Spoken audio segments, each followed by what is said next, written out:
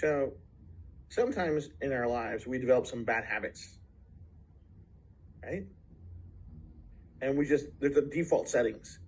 We get a little bit of anxiety in our lives, a little bit of stress in our lives, and that's our default setting that helps us feel better. Okay? That's our comfort, action, behavior, whatever that is. Okay? And sometimes, though, those behaviors are bad for us. But there is a neurological loop that's happening that gets us from intention to action. So something starts with intention, it gets triggered because of some kind of stressor, then it leads to a thought, and it leads to an action. What we figured out is precisely that information loop from intention, trigger, intention, thought, and then action. And we can interrupt it when it's not good for us. What this is, in its essence, is a willpower patch. Right? Because sometimes, most of us, all we need is a reminder to say, hey, that's probably not a good idea, Jay. I'm like, yeah, you're right. It's probably not a good idea.